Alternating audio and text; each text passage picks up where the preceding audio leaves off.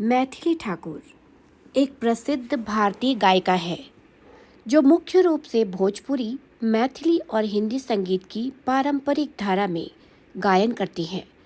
उनका जन्म 25 जुलाई 2000 को बिहार राज्य के कटिहार जिले के एक छोटे से गांव में हुआ था। मैथिली का संगीत से गहरा संबंध बचपन से ही था। उनके परिवार में संगीत का महत्व था और उनके पिता, जो खुद एक संगीतकार थे, उन्होंने उनको संगीत की दिशा में प्रेरित किया।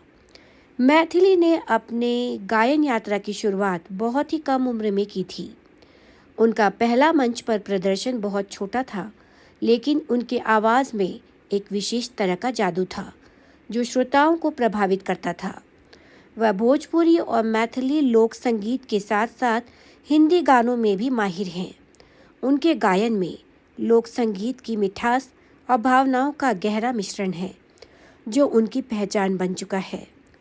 मैथिली ठाकुर ने सारेगामापा और इंडियन आइडल जैसे प्रमुख टीवी संगीत कार्यक्रमों में हिस्सा लिया और इन कार्यक्रमों में उनकी आवाज़ को बहुत सराहा गया।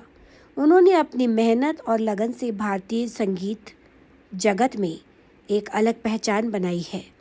सोशल मीडिया पर भी उनकी लोकप्रियता तेज़ी से बढ़ी और वह विभिन्न मंचों पर अपने प्रदर्शन से लाखों प्रशंसकों का दिल जीत चुकी हैं।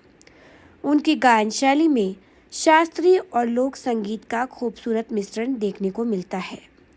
मैथिली का नाम भारतीय लोक संगीत के संवर्धन में अहम योगदान देने वाली गायिकाओं में लिया जाता है।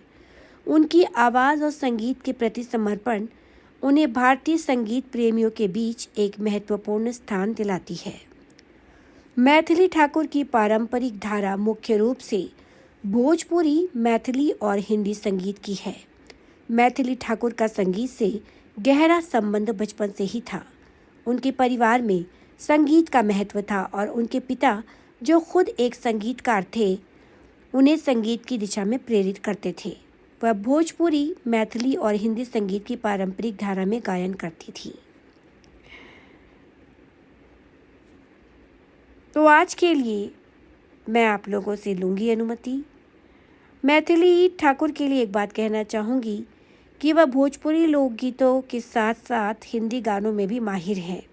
उनकी गायन शैली में शास्त्रीय और लोक संगीत का खूबसूरत मिश्रण देखने को मिलता है।